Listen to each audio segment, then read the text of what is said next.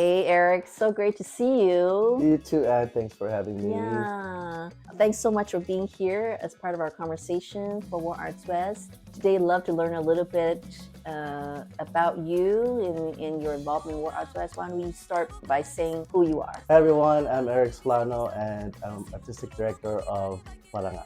So the first question is, how did you, Eric, begin to cross paths, get involved with War Arts West? I first started with the festival back in 1993 and I was a single clapper at that time under a barangay dance company under the direction of Kuya Bonjing Valera Jr. And then in 2005, I was the artistic director for Barangay at that time, and that's where I first showcased my first choreography for the company. And we made it, starting from there. Tell us a little bit, after 2005, you were part of Barangay. And then after that, how did you continue your involvement with War Arts West? In 2008, Parangal was born. And there were 12 of us, and I was like, you guys want to see if we can make it to the Epic Dance Festival?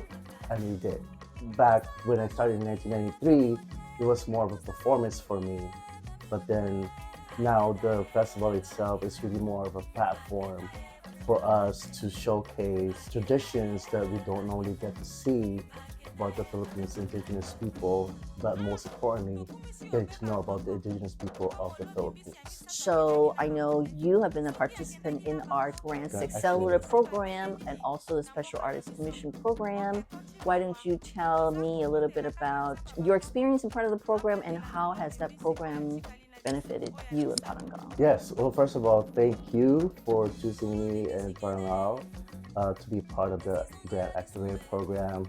And with your support and with also learning a lot from Krista, that's how I was able to really get to know the ins and outs of the grant writing, how it can pull so much from you, but how that's important to really tell your work so that way the panels and the organizations can, see if they can support us. Also, the first time I remember that, you can pay your artists, right?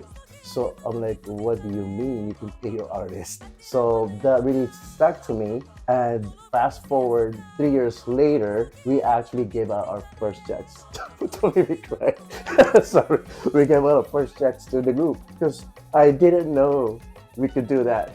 And giving that check out to everybody was just meant so much. Coming from hearing it to working on it, getting the grants, and actually handing out the check in 3 years, right? And I've been dancing for 30 years.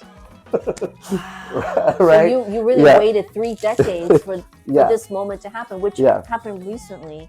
And let me clarify the moment that happened, which is for the first time, you were able to pay every single artist, maybe 50 artists? About 50 artists.